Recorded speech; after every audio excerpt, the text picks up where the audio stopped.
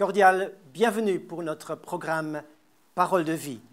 C'est un plaisir de vous retrouver pour vous servir le pasteur Walter Zanzen de Genève en Suisse.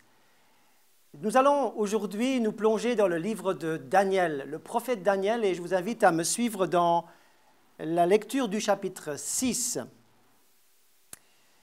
Darius le Mède reçut la royauté à l'âge de 62 ans.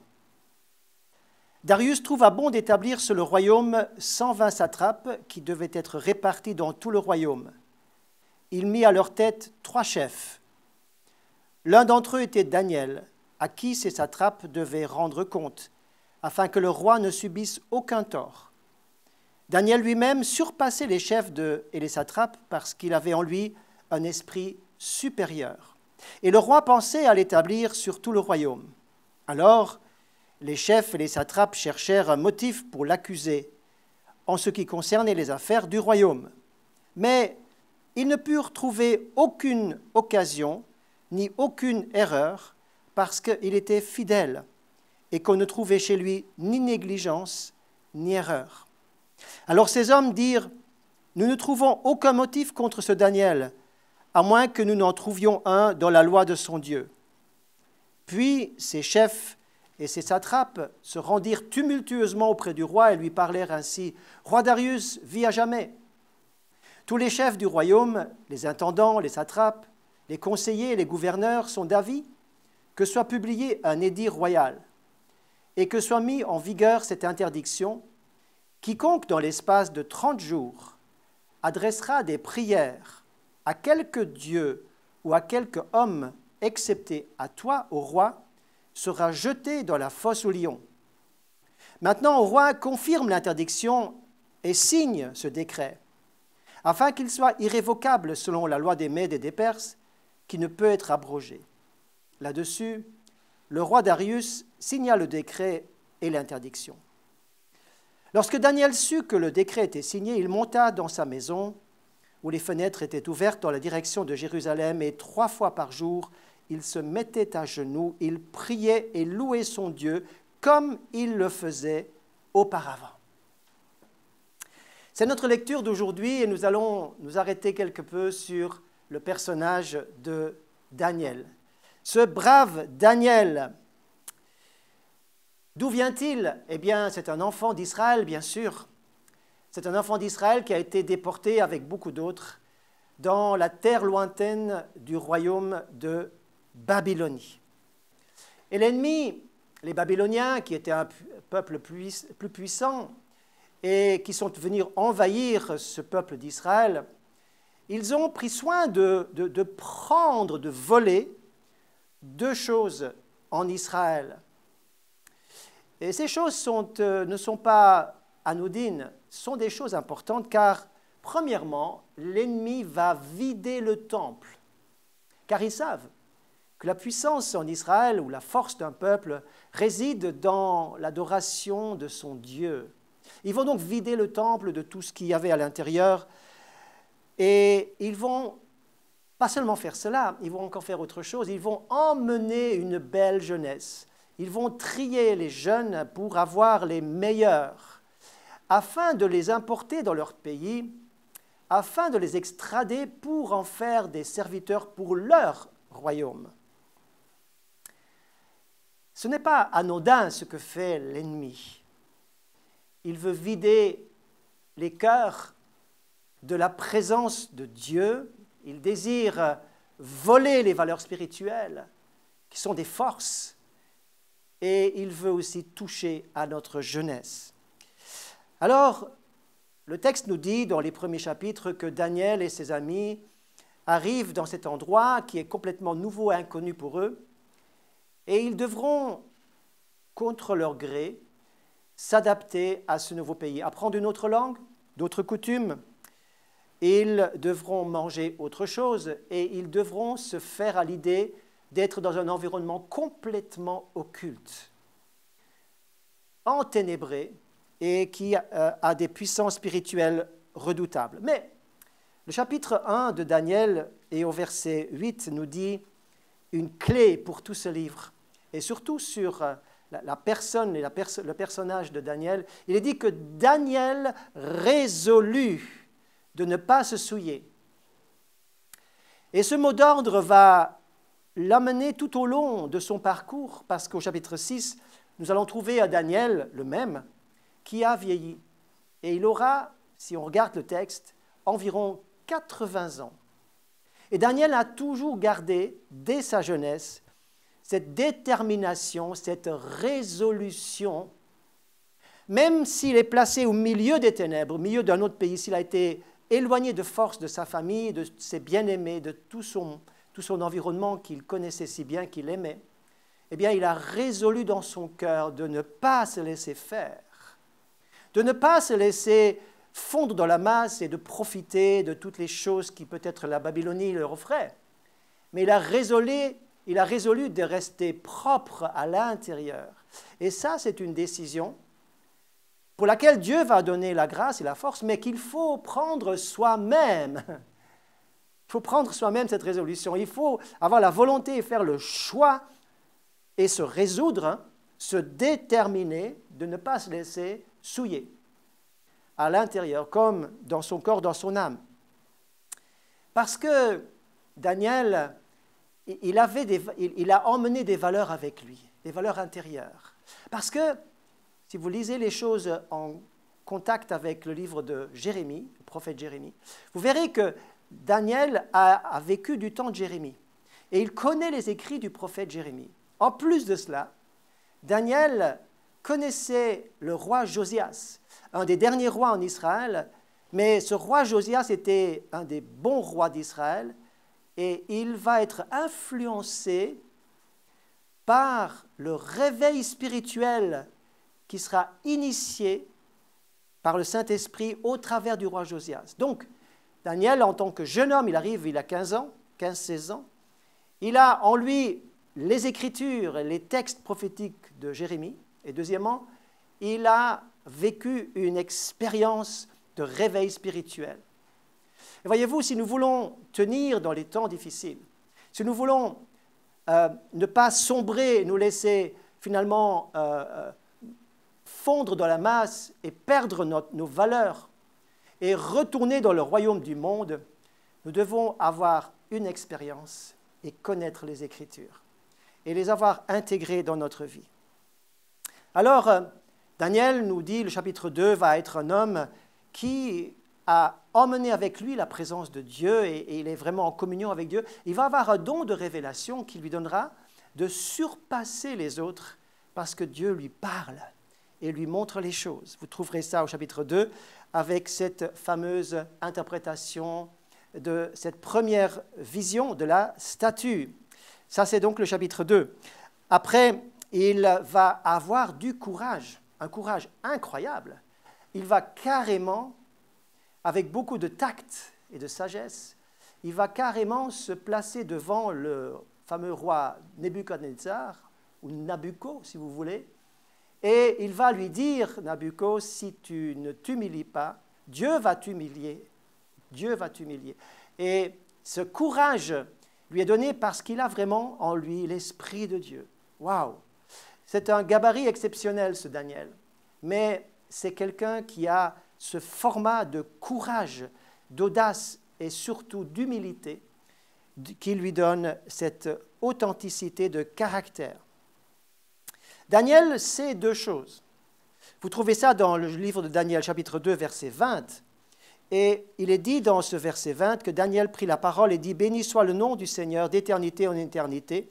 À lui appartiennent la sagesse et la force. C'est lui qui change les temps et les circonstances, qui renverse les rois et qui établit les rois. Il sait que Dieu est puissant. » Mes amis, nous avons aussi besoin de savoir en toutes circonstances que Dieu est le Tout-Puissant, qu'il peut et qu'il donne son temps à chacun, mais qu'il va aussi, à un moment donné, faire tourner l'histoire selon son ordre à lui, selon son contrôle à lui, et que même les plus grands de ce monde ont leur temps, mais ils vont passer, et que Dieu lui-même subsiste.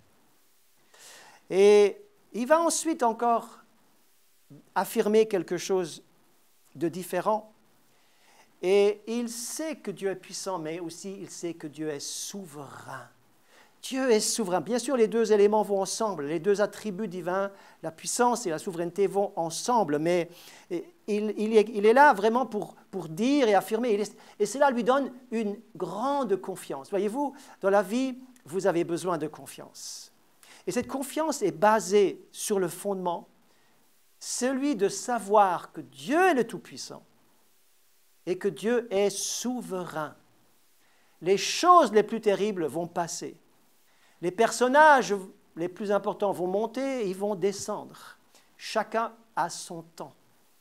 Et c'est Dieu qui a le dernier mot. C'est lui, c'est sa parole et ce sont ses prophéties et ses paroles qui vont avoir le dernier mot dans l'histoire de notre vie et dans l'histoire de l'humanité. Daniel va donc se distinguer parce qu'il a un esprit supérieur, nous dit le texte. À cause de cet esprit supérieur, à cause du Saint-Esprit en lui, qui tranche tellement avec l'esprit occulte, qui ont eux aussi du pouvoir. Mais l'esprit de Daniel, qui est en Daniel est un esprit lumineux, un esprit qui dégage quelque chose d'attractif. Ce Daniel, il est différent. Il a vu maintenant passer plusieurs rois et nous sommes actuellement à Darius. Il va même être encore en service à l'État pour le roi suivant qui sera Cyrus, le roi de Perse. Et il va servir dans tous ses mandats présidentiels et il va garder ce cap, il va toujours rester résolu. Il va toujours être là pour réellement faire la volonté de Dieu. Il porte en lui, je le rappelle, les écrits de Jérémie. Il porte dans son cœur l'expérience qu'il a eue en tant qu'enfant de vivre ce réveil en Israël. Et ces choses ne l'ont jamais quitté. Voyez-vous, ce que vous vivez en tant qu'enfant, en tant que jeune, est essentiel parce que cela vous portera pour les choix à venir. Dans la mesure où vous restez comme Daniel, proche de Dieu, dans un milieu oppressant, dans un milieu contraire, dans un milieu difficile. Daniel a été cet homme qui a gardé le cap, qui a gardé son niveau, qui n'a pas baissé la garde et qui a toujours resté proche de Dieu et qui a gardé les bonnes habitudes, comme nous allons le voir. Mais voyez-vous, lorsque vous êtes résolu pour les bonnes choses, lorsque vous avez l'Esprit de Dieu en vous, cela dérange toujours. Cela dérange les gens, cela dérange l'ennemi, ça dérange quelqu'un. Ne soyez pas étonnés d'être dérangés, d'avoir des attaques ou des confrontations que vous n'avez pas cherchées, mais qui sont venues vous chercher. Et Daniel va déranger pour 3 raisons. Écoutez bien, c'est important ceci. Premièrement, tout simplement parce qu'il est juif. Vous allez me dire, comment ça? Pourquoi est-ce que son origine et sa nationalité dérangent? Parce que être juif, c'est faire partie du peuple élu. Et ce que Dieu a élu est contesté par l'adversaire. Ce que Dieu a choisi n'est pas apprécié par l'ennemi. Dieu vous a élu dès avant la fondation du monde pour que vous soyez saints et irréprochables devant lui. Et c'est pour cela que l'ennemi n'aime pas cette élection. Et il veut la contester. Daniel n'est pas aimé parce qu'il fait partie du peuple élu. Point barre. Ensuite, il n'est pas apprécié ou il est contesté. Il est devenu une cible pour l'ennemi parce qu'il a un ministère. Il a un ministère, bien sûr, de sagesse et de gestionnaire au niveau de la gouvernance de la Babylonie et d'être chef sur les autres satrapes.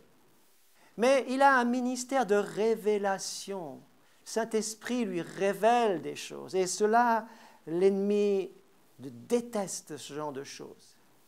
Si vous avez un ministère, si vous avez quelque chose, gardez cette chose. Soyez dans l'humilité, préservez, utilisez pour la bénédiction, mais sachez que l'ennemi n'aime pas les dons spirituels que Dieu vous donne. Et puis, il nous est dit dans le verset 4 qu'il avait cet esprit supérieur et cela dérange et cela déclenche la jalousie des autres. La jalousie. Mais à cause de cet esprit supérieur, Daniel est recherché. Je l'ai souvent dit à des jeunes et puis à des personnes dans l'Église, mais il faut que votre vie ait du caractère. Il faut que votre vie soit une vie qui inspire confiance. Il faudrait que vous soyez des gens où votre voisin, lorsqu'il part en vacances, dise « Écoutez, je vous confie les clés de mon appartement. Voulez-vous juste venir arroser les fleurs et voulez-vous juste veiller que le courrier soit relevé ?» Parce qu'on vient vers le chrétien, parce qu'on a confiance en lui. Ce n'est pas lui qui va être le voleur ou celui qui va faire n'importe quoi. Vous devez inspirer confiance. Daniel a inspiré confiance. Il avait un esprit de sagesse, un esprit d'intégrité, un esprit d'humilité. Il était vraiment fiable. Ce qu'il disait et ce qu'il faisait, c'était une et même chose. Mes amis, c'est ça que le monde veut trouver. C'est ça que votre entreprise veut trouver en vous. Le chrétien, c'est que vous êtes une valeur sûre. Une valeur qui ne va pas être versatile, tantôt ici, tantôt là, mais quelqu'un qui tient la route, qui tient le cap, parce qu'il a des valeurs dans son cœur et dans son caractère sur qui on peut compter. Il est fiable. Êtes-vous de ceux-là? Est-ce qu'on peut se confier en vous parce que vous avez ou vous êtes un personnage, une personne, un homme, une femme, un jeune ou une jeune, ou une personne plus âgée qui est fiable?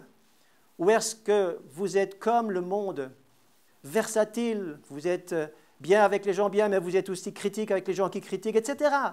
Vous n'êtes pas tantôt d'un côté de l'autre, mais vous êtes une personne qui trace la route de manière droite. Daniel avait résolu de ne pas se souiller, et toute sa vie, il est resté le même. Alors donc, d'un côté, il y a cette admiration pour Daniel, et puis de l'autre côté, cette jalousie, cette attaque contre Daniel. Et regardez cette triple attaque. Je voudrais maintenant centrer ce message de plus en plus pour le temps qui nous reste. Dans le verset 5, il nous est dit que Daniel sa vie va passer au peigne fin. Sa vie va être examinée. Ils vont regarder tout. Et c'est le caractère de Daniel qui va être mesuré, mis dans l'épreuve. Il va être mesuré de toutes sortes de manières. Il va être mis sous pression. Et le témoignage de Daniel reste propre, intact. Le caractère de Daniel va être ciblé. Ensuite, comme il ne trouve rien, ni erreur, ni aucune occasion, ni négligence, ni rien, eh bien, on va attaquer sa loi. On va attaquer la parole. On va attaquer la parole. Ah oui, c'est dans son livre, le livre qu'il consulte, dans les prophéties de Jérémie qu'il consulte, dans la loi de Moïse qu'il a emmené avec lui, qu'on va trouver une erreur, mais il ne trouve pas non plus d'erreur, parce que la loi de Dieu, la parole de Dieu se défend elle-même. Elle est sans erreur. Et puis maintenant vient la troisième attaque. Son caractère est mesuré, sa loi est examinée, la parole est examinée. Et maintenant, ces gens qui sont contre lui, ils sont futés. Ils vont attaquer le cœur de la vie spirituelle de Daniel. Et le cœur de la vie spirituelle, son cœur intérieur, son esprit, c'est la communion avec Dieu. Et ils vont lui dire, on va lui fermer le robinet pour qu'il soit empêché de prier. Croyez-vous que Daniel va se laisser faire? Alors ils vont mettre sur pied une loi en disant maintenant, c'est interdit de prier, sauf aux rois, aux idoles, etc. Mais on prie, aucun autre Dieu, nous dit le texte, aucun autre ne peut recevoir une prière excepté toi, ô le roi. Et ils savent très bien que Daniel ne peut pas être en accord avec cette loi. Et cette loi va être verrouillée. Et de ce fait, Daniel est piégé. Daniel ne peut pas s'en sortir parce qu'ils savent que la force de la vie, du caractère et de l'impact de sa vie vient de sa communion avec Dieu. Donc on va toucher la communion avec Dieu. Donc écoutez bien, le diable va faire aujourd'hui la même chose. S'il peut, d'une manière ou d'une autre, vous empêcher de prier. S'il peut toucher à votre communion avec Dieu, il le fera. Croyez-moi, il le fera. Il ne demandera même pas votre avis. Il le fera. Il va vous dire, mais ce n'est pas le moment, tu vois bien que tu as autre chose à faire. Et puis, laisse les autres prier pour toi. Et puis, tu iras à la réunion de prière une autre fois, quand tu auras plus de temps, quand tu seras moins fatigué, etc. Il y aura 1000 excuses pour ne pas prier. Mais croyez-moi, tenez-lui tête. Ne vous laissez pas piéger. Faites comme Daniel, l'ennemi qui cherche à verrouiller sa vie de prière, à enlever la force de la louange, la force de l'adoration, parce qu'en fait, il s'agit d'une question d'adoration. Parce que lorsque vous adorez, vous servez la puissance que vous adorez. Et l'ennemi veut être adoré pour que vous serviez sa puissance. Mais Daniel, il dit non à cela. Il dit, moi je continue d'adorer mon Dieu parce que ma force vient de là et Dieu mérite mon adoration, quels que soient les règlements, quelles que soient les pressions, quelle que soit la loi des Mèdes et des Perses, ça ne changera rien. Le fondement de vie ne va pas changer, même à 80 ans. Il a 80 ans, notre Daniel. Il a pris des bonnes habitudes depuis sa jeunesse. Et lorsque vous prenez des bonnes habitudes dès votre jeunesse, vous avez les meilleures chances de les garder tout au long de votre vie. Bien sûr, peut-être que vous avez de l'âge et vous n'avez pas acquis de bonnes habitudes, mais démarrez aujourd'hui. Commencez aujourd'hui à prendre de bonnes habitudes. Et tenez-les à votre rythme, tenez les bonnes habitudes. Parce qu'au jour de la détresse, il vous faudra de l'énergie. Il vous faudra être d'aplomb pour combattre dans le bon sens. Daniel aurait pu se taire 30 jours et pour dire, bon, je vais prier après. Mais il a dit, je ne changerai pas mes habitudes. Mon Dieu mérite le meilleur, quelles que soient les situations. Et même si ma vie en dépend, je ne lâcherai pas le Seigneur. Je ne lâcherai pas sa main, je lui apporterai mon adoration, ma prière, ma louange, mon amour, je lui apporterai, quoi qu'il en coûte. Mes amis, est-ce que vous voyez l'engagement de notre Daniel ? Seigneur, tu es sans cesse l'objet de mes louanges. Ma langue célébrera ta justice, elle dira tous les jours ta louange. Psaume 35, verset 28. Et il va ouvrir cette fenêtre vers Jérusalem. Il va ouvrir cette fenêtre vers Jérusalem pour que tout le monde l'entende. Il faut que Dieu l'entende, mais aussi que l'ennemi l'entende. L'ennemi ne va pas me faire taire cette louange, et j'ouvre la fenêtre dans la bonne direction, vers le ciel, là où se trouve la présence de Dieu. Et j'ouvre les fenêtres de mon cœur pour que la lumière de Dieu vienne, pour que son amour vienne, pour que son esprit me touche et me secoue dans le moment difficile. Mais je prierai envers et contre tout. Je prierai, je l'adorerai quand même. On ne peut pas me l'interdire. Et mes amis, ma conclusion de ce message, si vous respirez l'air de cette fenêtre ouverte qui vient dans vos cœurs, est-ce que vous recevez le soleil de justice qui vous touche, Dieu lui-même va ouvrir une fenêtre pour votre délivrance. Dieu lui-même va ouvrir une fenêtre de solution. Et il va dire ceci, « Puisque tu as gardé ma parole de la persévérance, la parole de la persévérance en moi, à l'heure de l'épreuve, je te garderai aussi à l'heure de l'épreuve qui viendra sur toute la terre. » Apocalypse 3, 10. Et de cette manière, eh bien, le couperet est tombé. Daniel est jeté dans la fosse aux lions, mais le Seigneur a envoyé son ange pour fermer la gueule des lions. Et le Seigneur qui ferme la gueule des lions vous ouvre la porte vers le ciel, vous ouvre la porte vers la victoire, vous ouvre la porte pour la bénédiction. Tenez bon, car les conséquences de tout cela vont être telles que le roi sera touché, que la loi va être changée, que le pays tout entier sera au courant de ce qui s'est passé et qu'une nouvelle loi va être promulguée et que finalement Daniel va prospérer. Vous lirez tout ça dans la suite du chapitre 6. Waouh! Quel texte biblique! Trouvez-vous pas que la parole de Dieu a beaucoup de choses à nous dire?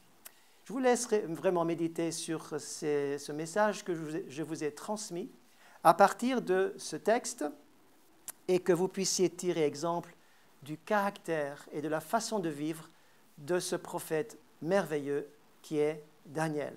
Prions encore ensemble pour terminer ce moment parole de vie. Seigneur, merci.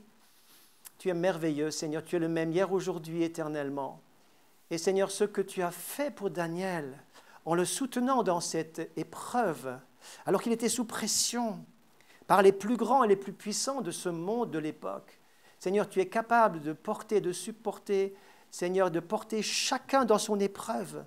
Seigneur, mais pour rien, Seigneur, nous voulons nous lâcher ta main et nous voulons abandonner notre vie de prière et de louange et d'adoration, car tu en es digne, tu es toujours digne. Seigneur, merci de fortifier chacun. Merci d'encourager la foi de chacun et de donner à chacun d'être comme Daniel, résolu, déterminé, de faire ta volonté. Et c'est pour cela que nous ouvrons une fenêtre vers ta présence. Et toi, tu nous communiques ta grâce et ton soutien au nom de Jésus. Amen, amen. Quelle joie d'avoir pu partager cette parole. Merci de m'avoir suivi jusqu'au bout de ce message. Et bien sûr, je me réjouis de vous retrouver une prochaine fois. Bonne journée ou bonne soirée.